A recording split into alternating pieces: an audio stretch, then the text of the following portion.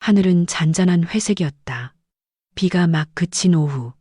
하비는 유리창을 닦으며 손끝에 남은 물방울을 바라보았다. 그녀의 손에는 오래된 금반지가 남아 있었지만 더 이상 의미는 없었다.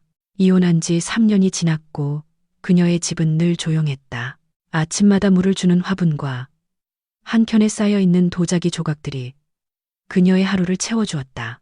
그녀는 예순이 가까워지는 나이를 믿기 어려웠다. 거울 속의 얼굴은 여전히 단정했고 눈빛에는 묘한 고요함이 있었다. 하지만 그 고요함 뒤에는 오랜 세월의 상처가 자리하고 있었다.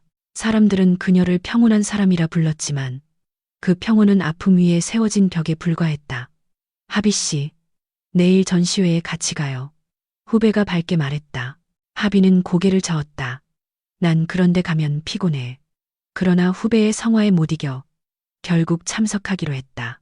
그날의 선택이 그녀 인생의 방향을 바꿀 줄은 아무도 몰랐다. 전시장은 서울 외곽의 작은 문화공간이었다. 천장에 매달린 따뜻한 조명 아래 사람들의 웃음과 와인의 향이 섞였다. 하비는 구석 자리에 앉아 자신이 만든 도자기 작품이 사람들 틈에 놓인 것을 바라보았다. 그것은 단정하고 절제된 형태의 작은 찻잔 세트였다. 누군가 다가와 그 찻잔을 유심히 바라보았다.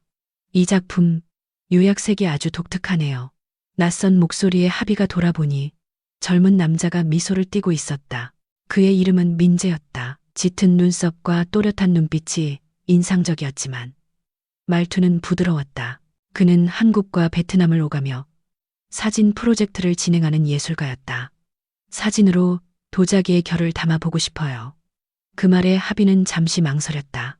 하지만 그의 눈빛에는 계산보다 진심이 있었다. 그녀는 천천히 고개를 끄덕였다. 좋아요. 하지만 이 작품은 조심히 다뤄주세요. 민재는 웃으며 말했다. 그럼요. 작가님. 며칠 후 민재는 약속대로 하비의 공방을 찾아왔다. 작은 골목 끝 오래된 나무 문을 밀자 흙냄새가 퍼졌다. 햇빛이 비스듬히 들어와 흙먼지를 비췄고 작업대 위에는 마르지 않은 그릇들이 놓여 있었다. 민재는 카메라를 조심스레 꺼내 들었다. 그녀는 묵묵히 그를 도와주며 마치 오래전부터 알고 지낸 사람처럼 자연스러웠다. 촬영이 끝난 뒤 민재가 물었다. 이 도자기들은 모두 혼자 만드신 거예요? 그래요. 사람을 기다리는 대신 흙을 만져요. 그게 덜 외롭거든요. 그 대답에 민재는 잠시 말을 잃었다. 그녀의 목소리에는 담담함과 쓸쓸함이 동시에 묻어 있었다. 그날 이후 그는 이유 없이 그 공방을 자꾸 떠올리게 되었다. 그들은 몇 번이고 우연을 가장한 만남을 이어갔다. 민재는 새 사진 시리즈를 핑계로 그녀를 찾아왔고 하비는 무심한 듯 차를 내어주었다. 두 사람의 대화는 길지 않았지만 묘한 온기가 있었다. 어느 날 민재가 물었다. 하비 씨는 왜 도자기를 하세요? 깨져도 다시 빚을 수 있으니까요. 사람과는 다르게. 그 말에 민재는 미소를 지었지만 그 눈빛엔 슬픔이 깃들어 있었다. 그도 잃은 것이 많았다. 어린 시절 어머니를 잃었고 아버지와의 관계는 늘 차가웠다. 그에게 하비는 이상하게 편안했다. 그녀의 목소리, 손끝, 심지어 조용히 차를 따르는 모습까지도. 시간이 흐르면서 공방에는 그가 남긴 커피잔과 필름통이 하나둘 늘어갔다. 하비는 그 흔적들을 치우지 않았다. 마음 한구석이 조용히 움직이기 시작했지만 그녀는 애써 모른 척했다. 어느 비 오는 날 민재는 촬영을 마치고 공방 문 앞에서 우산을 들고 서 있었다. 집에 데려다 드릴게요. 괜찮아요. 가까워요. 그녀의 말에도 그는 미소만 지었다. 거리에는 비 냄새와 흙 냄새가 섞여 있었다. 그들이 나란히 걷는 동안 하비는 오랜만에 누군가의 온기를 느꼈다. 길 모퉁이에서 민재가 조심스럽게 말했다. 하비 씨, 저는 당신의 시간을 함께 나누고 싶어요. 그녀는 놀라서 그를 바라보았다. 말을 잇지 못했지만 그의 눈빛에는 장난기나 가벼움이 없었다. 오히려 그 어떤 고백보다 조심스럽고 진심이었다. 그날 밤 하비는 잠들지 못했다. 창밖에서 들려오는 빗소리가 마치 오래된 기억을 두드리는 듯했다. 그녀는 자신이 다시 누군가를 향해 마음을 열고 있다는 사실을 부정할 수 없었다. 민재는 어느새 공방의 단골이 되었다. 그가 오면 하비는 놀라지 않았다. 대신 미리 차를 데워두었다. 그녀 자신도 모르게 그의 발소리를 기억하고 있었다. 도자기를 굽는 화로의 불빛이 깜박일 때마다 그녀의 마음도 조금씩 흔들렸다. 오늘은 어떤 색을 쓰실 거예요? 민재가 물으면 하빈은 고개를 들어 작은 미소를 지었다. 오늘은 짙은 청색이요. 비가 오면 그런 색이 좋아요. 그의 카메라 셔터 소리가 공방 안을 가볍게 울렸다. 찰칵, 찰칵. 그 소리는 어쩐지 그녀의 심장 박동과 닮아 있었다. 민재는 점점 그녀의 세상에 스며들었다. 그녀의 차, 그녀의 흙, 그녀의 조용한 호흡 속에. 하지만 하빈은 그 사실을 인정하려 하지 않았다. 그녀에게 사랑은 이미 지나간 계절이었다. 다만 이상하게도 민재의 눈빛은 그 계절의 향기를 다시 불러냈다. 어느 날 민재는 새로운 프로젝트 이야기를 꺼냈다. 사람의 손길이 남은 물건들을 주제로 사진전을 열 거예요. 하비 씨의 작품을 꼭 넣고 싶어요. 그녀는 놀라며 물었다. 내 작품이요? 나는 그냥 생활용 도자기를 만들 뿐인데 바로 그게 좋아요. 진짜 손의 온도는 화려하지 않잖아요. 그 말에 하비는 잠시 멈췄다. 누군가 그녀의 손끝을 그렇게 따뜻하게 바라본 건 오랜만이었다. 그날 저녁 둘은 공방 근처의 작은 국수집에 갔다. 비좁은 공간에 김이 모락모락 피어오르고 주인 아주머니의 라디오에서 오래된 발라드가 흘러나왔다. 젊은 사람들과 다니면 시끄럽기만 한데 하비 씨랑 있으면 마음이 조용해져요. 민재의 말에 하비는 미묘하게 웃었다. 그건 내가 나이 들어서 그래요. 아니요. 그건 당신이 차분해서 그래요. 그들의 대화는 짧았지만 공기 속엔 설명하기 힘든 온기가 흘렀다. 시간이 흐르면서 하비는 스스로도 변화를 느꼈다. 출근길의 거울을 보면 무심코 머리카락을 정리했고 민재의 메시지를 기다리는 자신을 발견했다. 사진은 잘 찍혔을까? 오늘은 또 무슨 이야기를 할까? 그녀는 자신이 젊은 소녀처럼 설레는 것이 조금 어색했지만 동시에 그 감정이 낯설게 행복했다. 민재 역시 변하고 있었다. 그는 더 이상 촬영을 핑계로 오지 않았다. 그냥 커피 한잔 하러 왔어요. 그 한마디면 충분했다. 그는 그녀의 작업을 도와주며 진흙을 함께 빚었다. 손끝이 스칠 때마다 아무 말 없이 서로의 존재를 느꼈다. 하비는 그 따뜻한 공기 속에서 자신이 조금씩 녹아내리는 걸 알았다. 하지만 마음속 어딘가에서는 여전히 경계의 목소리가 들렸다. 이건 안 돼. 우린 너무 다르잖아. 그녀는 그 목소리를 외면하며 미소를 지었다. 민재 씨, 오늘은 내가 점심 살게요. 진짜요. 그럼 단골집으로 가요. 그들의 웃음소리가 골목길을 채웠다. 사진전 준비가 본격적으로 시작되던 날, 민재는 하비에게 부탁했다. 작가 초대전 형태로 하면 좋겠어요. 하비 씨 이름을 걸고요. 내 이름이라니. 그건 부담돼요. 부담이 아니라 자부심이에요. 그의 단호한 말투에 하비는 말문이 막혔다. 그녀의 마음속에 작게 남아있던 자신감이 다시 깨어나는 기분이었다. 촬영이 끝나고 둘은 강가를 걸었다. 석양이 물 위에 퍼지며 붉은 빛으로 세상을 덮었다. 민재가 조심스럽게 물었다.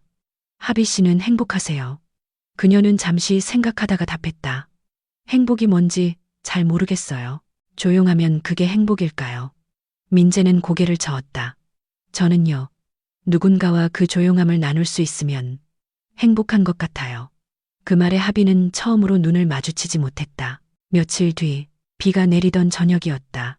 공방불을 끄려던 하비는 문 앞에 서 있는 민재를 발견했다. 그의 어깨가 젖어 있었고 손에는 작은 꽃다발이 들려 있었다. 오늘은 그냥 당신이 보고 싶었어요. 그녀는 아무 말도 하지 못했다. 민재는 천천히 다가와 그녀의 손에 꽃을 쥐어주었다. 나이 같은 건 중요하지 않아요. 그의 목소리는 조용했지만 단단했다. 하비는 그 말이 두렵고도 따뜻하게 들렸다. 그녀는 잠시 고개를 숙였다. 민재 씨, 나한테 그런 말 하지 말아요. 왜요? 그런 말은 오래 남아요. 비가 유리창을 두드렸고 시간은 그곳에서 잠시 멈춘 듯 했다. 그날 밤 하비는 책상 위에 꽃을 바라보며 한참을 앉아 있었다. 그녀의 마음은 여전히 혼란스러웠지만 한 가지는 분명했다. 민재가 남긴 온기가 더 이상 쉽게 사라지지 않는다는 것.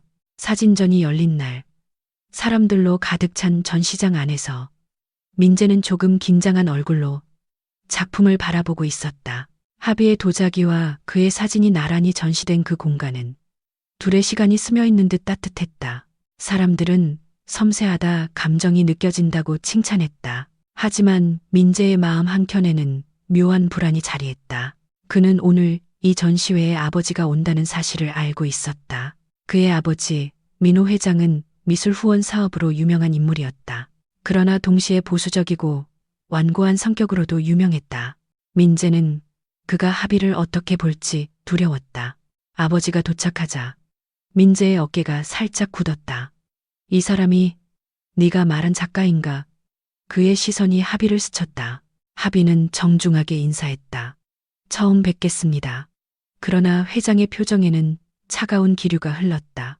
그는 아무 말 없이 작품을 훑어보더니 낮은 목소리로 말했다. 예술은 좋지만 경계는 지켜야 하지 않겠니? 민재는 아무 말도 하지 못했다. 하비는 그 말을 들으며 미소를 지었지만 눈빛이 흔들렸다. 그날 이후 그녀는 민재의 전화를 받지 않았다. 며칠 동안 연락이 닿지 않자 민재는 공방으로 향했다. 문은 잠겨 있었고 불도 꺼져 있었다. 그는 며칠째 그곳을 찾아가며 기다렸지만 하비는 나타나지 않았다. 결국 어느 비 오는 저녁, 그는 무작정 그녀의 집 앞에서 기다렸다. 문이 열리고 하비가 모습을 드러냈다. 왜 이러세요, 민재 씨? 왜 전화를 안 받아요? 그럴 이유가 있죠. 하비는 차가운 목소리로 말했다.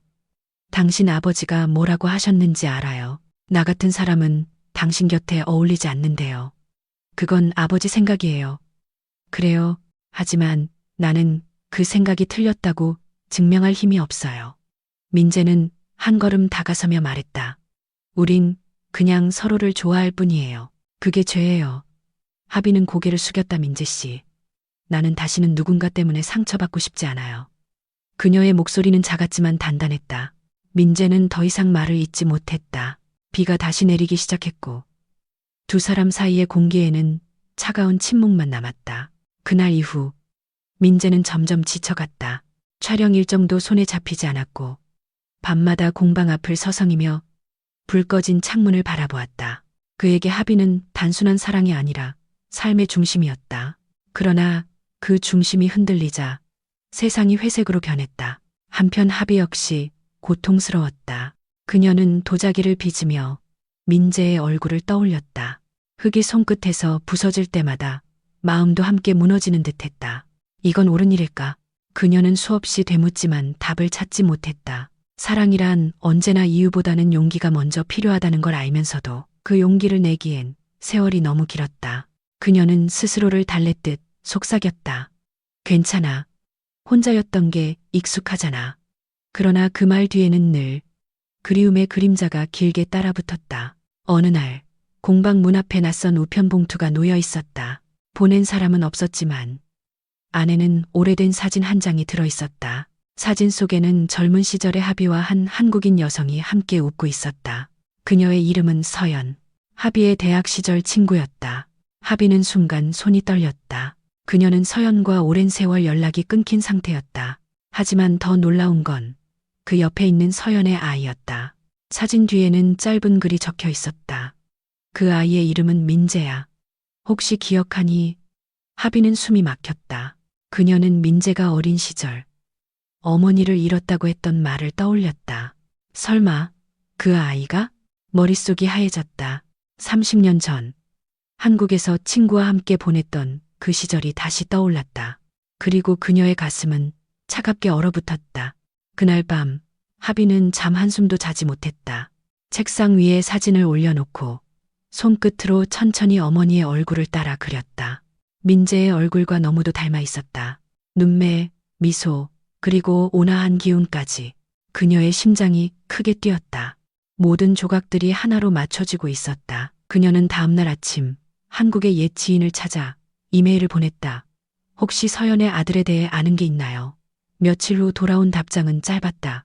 그래, 그 아이는 지금 성공한 사진작가가 되었어.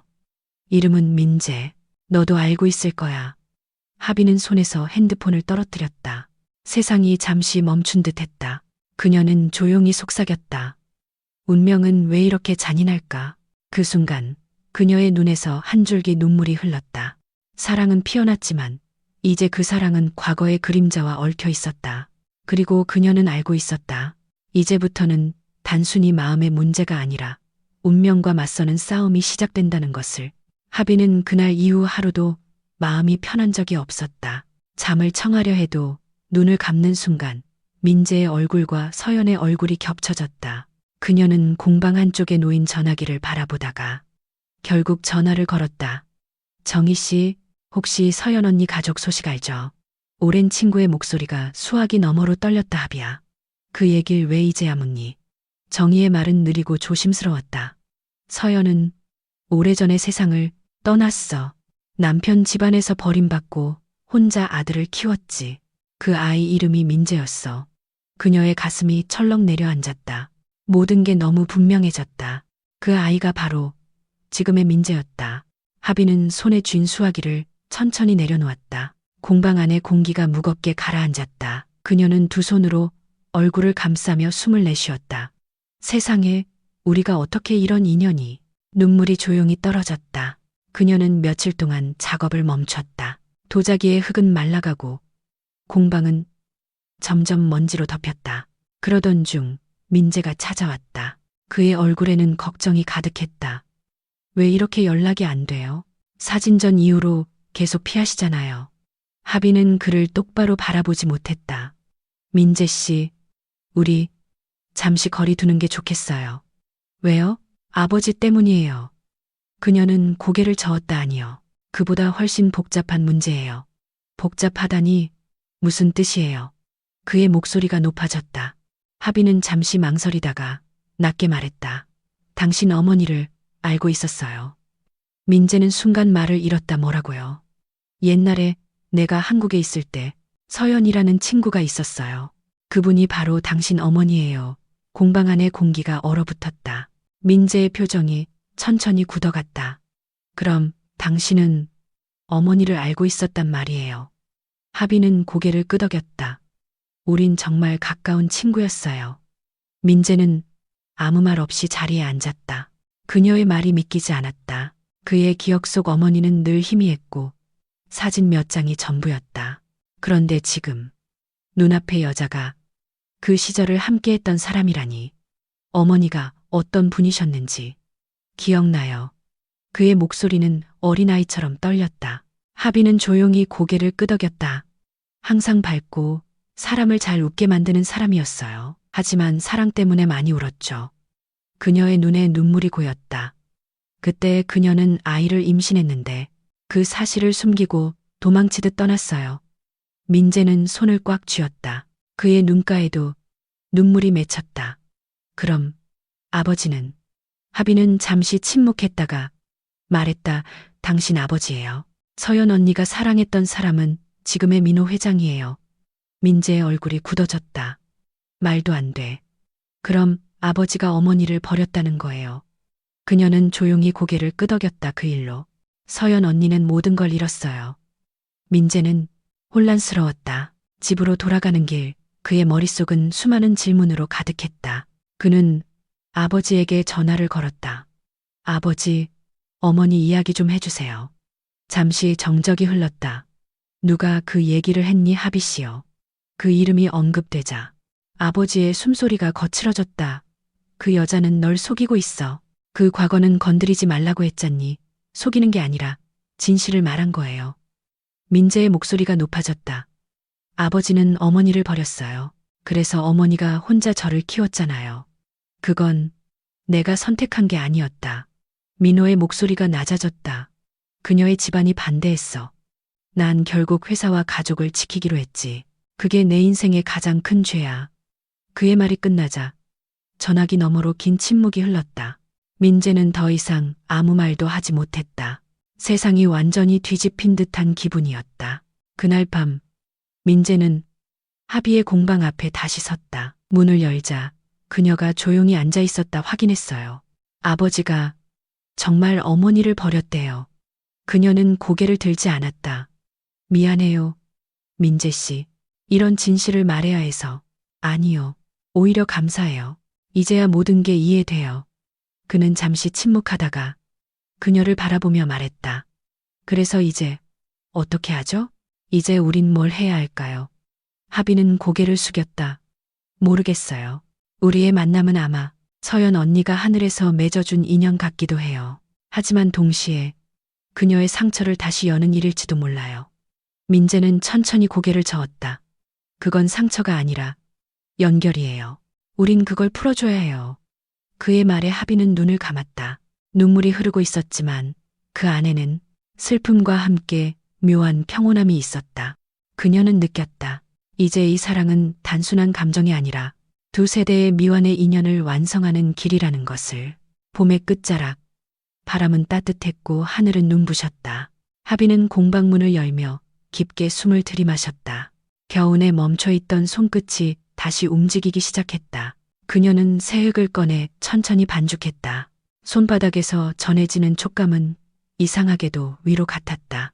그녀는 얼마 전 민재에게서 편지를 받았다. 그는 아버지와 화해하기 위해 한국으로 돌아갔다고 했다. 짧은 문장들이었지만 글씨에는 단단한 의지가 묻어 있었다. 아버지도 당신의 이야기를 들었어요. 과거를 인정하고 싶대요. 그리고 나도 내 마음을 지키고 싶어요. 돌아가면 다시 만나고 싶습니다. 하빈은 그 편지를 여러 번 읽었다. 한 줄 한 줄이 가슴에 깊게 새겨졌다. 그녀는 웃으며 종이를 접었다 그래요. 서연 언니, 당신의 아들은 잘 자랐어요. 며칠 후 하빈은 민재의 부친 민호 회장으로부터 연락을 받았다. 시간 좀 내줄 수 있겠습니까? 그녀는 잠시 망설였지만 결국 약속 장소로 향했다. 호텔 로비 한쪽 커다란 창가 자리. 민호는 예전보다 훨씬 늙어 있었다. 은색 머리카락 사이로 세월의 무게가 느껴졌다. 하비 씨, 고맙소. 그의 목소리는 낮고 떨렸다. 서연을 그렇게 오래 기억해줘서. 하비는 고개를 숙였다. 그녀는 제 인생에서 가장 빛나는 사람이었어요. 나는 그때 너무 어렸소. 사랑을 지키는 법보다 체면을 택했지. 그 대가를 평생 치렀소. 하비는 조용히 차를 마셨다. 그리고 부드럽게 말했다. 민호 회장님. 그럼 이제라도 당신의 아들에게는 사랑을 허락해 주세요. 이번엔 늦지 않게요. 그의 눈가가 젖었다 그래야겠지요. 이제는 아버지가 아닌 한 남자의 인생을 존중해야 할 때요. 그 말에 하비는 처음으로 그를 향해 미소 지었다. 그로부터 한 달 뒤 민재가 돌아왔다. 공항에서 그를 본 순간 하비는 믿기 어려울 만큼 가슴이 뛰었다. 그는 예전보다 단단해 보였고 눈빛에는 평온이 깃들어 있었다. 이제야 정말 돌아왔네요. 그녀의 말에 민재는 웃었다. 이젠 숨지 않으려고요. 당신에게 그리고 내 과거에도. 그들은 함께 공방으로 향했다. 햇빛이 들어오는 창가에 앉아 민재는 조심스럽게 사진 한 장을 꺼냈다. 그 사진 속에는 어린 시절의 자신과 어머니 그리고 하비가 함께 있었다. 정희 이모가 보내줬어요. 그때 어머니 곁에 있던 사람이 당신이었다는 게 이제는 기적처럼 느껴져요. 하비는 사진을 바라보며 말했다. 기적이 아니라 인연이에요. 우리가 다시 만난 것도 아마 그녀가 원했을 거예요. 민재는 그녀의 손을 조심스럽게 잡았다. 그 손끝엔 따뜻한 온기가 스며 있었다. 시간은 흐르고 공방에는 다시 활기가 돌았다. 하비는 새로운 시리즈를 준비했다. 이름은 다시 봄. 부서졌던 조각들을 모아 이어붙이는 작품이었다. 전시회 날 민재는 조용히 그녀 옆에 서 있었다. 이 작품 우리 이야기 같아요. 그의 말에 하비가 웃었다 그래요. 부서졌지만 버려지지 않았고 시간이 흘러도 형태를 잃지 않았죠. 사람들이 떠난 전시장 한켠 두 사람은 함께 앉아 석양을 바라봤다. 민재가 낮게 말했다. 이제 나이 같은 건 잊어요. 당신 옆에 있으면 시간이 멈춘 것 같아요. 하비는 잠시 그 말을 음미하다가 대답했다. 시간이 멈추면 도자기도 마르지 않아요. 그래서 나는 흐르는 게 좋아요. 그 말에 민재는 고개를 끄덕였다. 그럼 흐르는 시간 속에서 같이 걸어요. 둘은 웃었다. 웃음은 조용했지만 그 안엔 오랜 기다림이 녹아 있었다. 몇 달 후, 봄비가 내리던 어느 날, 공방 앞에 벚나무가 만개했다. 하빈은 창가에 앉아 새로 만든 찻잔에 따뜻한 차를 따랐다. 그 옆에는 민재가 앉아 있었다. 둘은 말없이 빗소리를 들었다. 이런 날이 오리라고 생각했어요. 민재가 물었다. 아니요. 내 인생은 이미 끝난 줄 알았어요. 하지만 당신이 내 안의 봄을 깨웠어요. 그녀의 말에 민재는 미소 지었다. 그럼 이제 봄을 계속 지켜줘야겠네요. 그는 그녀의 손을 잡았다. 하빈은 그 손을 천천히 감싸며 말했다. 사람은 나이가 들어도 여전히 사랑을 배울 수 있네요. 그게 우리가 만난 이유 같아요. 창밖에서 빗물이 흐르고 바람이 벚꽃잎을 흩날렸다. 그날 공방 안에는 조용한 웃음과 따뜻한 향기만이 남았다. 그들의 이야기는 그렇게 끝나지 않았다. 단지 세 계절로 이어졌을 뿐이었다. 그리고 세상은 속삭이는 듯 말했다. 사랑은 나이를 고르지 않는다. 그저 용기를 기다릴 뿐이다.